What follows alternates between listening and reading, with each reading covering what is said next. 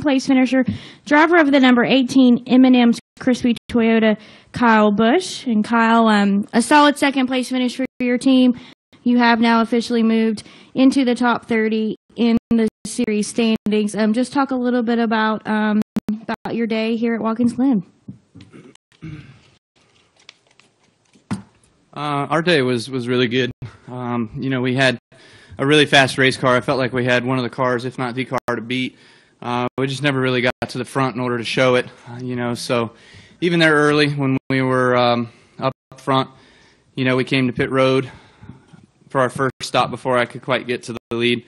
And then there again at the end of the race, we just got to the lead, just past Brad on that restart there, and was trying to check out and get as far out that we could and get as big of a lead as we could, so when people started to come back down pit road that it would allow us, to not lose as much time to those guys that were just going to take fuel only. But man, those cautions all in a row just killed us. That was our race today. Just wasn't meant to be. Obviously, there was just too many things working against us, and it wasn't going to be able to. We weren't going to be able to get back through all of that and prevail. So we almost did. We probably had a shot to, but there at the end, once I got past David Reagan, I started to lose the rear tires a little bit, but still felt like I was fast enough to catch the 22, and still ran him down, got by the 20, and was within 3 car lengths of the 22, and that's about when I was probably told a few laps before that actually to start saving a little bit just in case guys started running out. But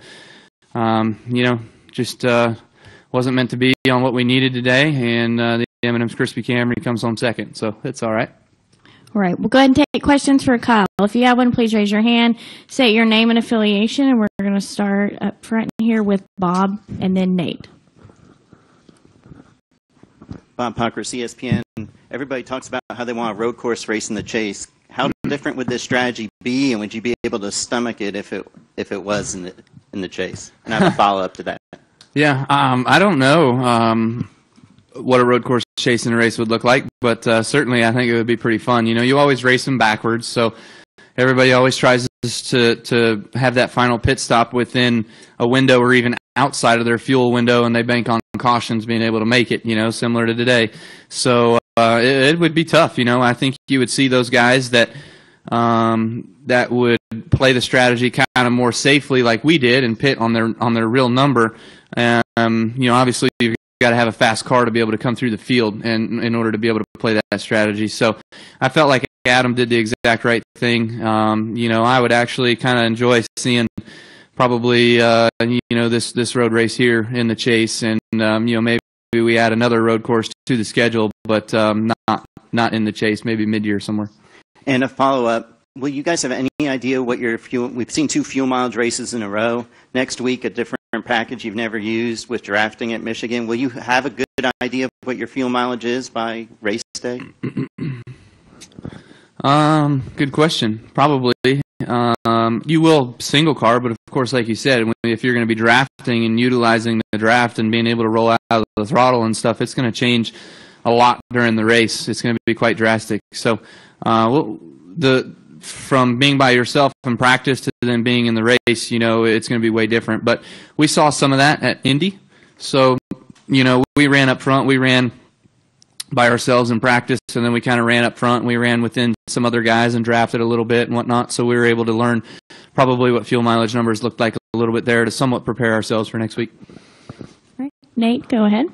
Nate Ryan, NBC Sports. I've got 2 for you too, Kyle. Adam was worried about a green-white checkered finish and kept telling you to conserve. Did that play into it at all? If he would have just turned you loose, do you think you could have raced Logano for the win? Oh, no doubt. Yeah, definitely. I was running hard, and I ran hard that whole run to get myself up to as far as I did.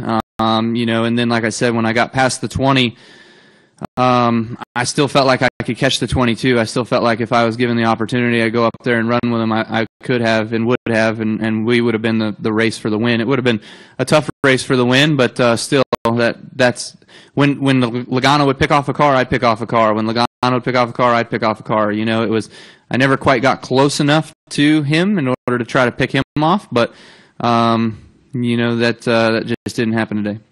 And is there any sense, I mean, it was a foregone conclusion, but getting into the top 30 and getting over that hump, is there any relief there for you and the team that you have to worry about that? Or?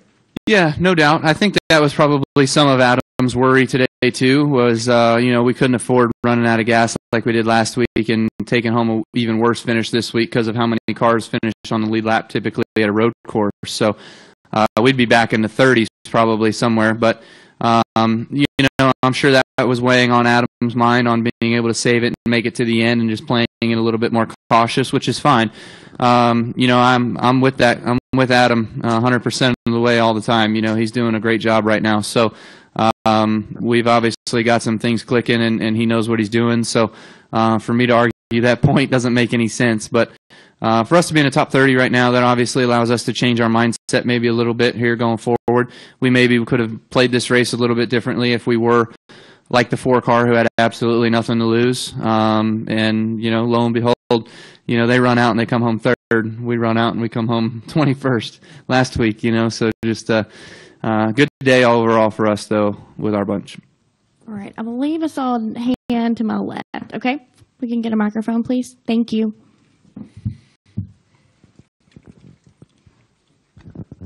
Chris Gill from the leader.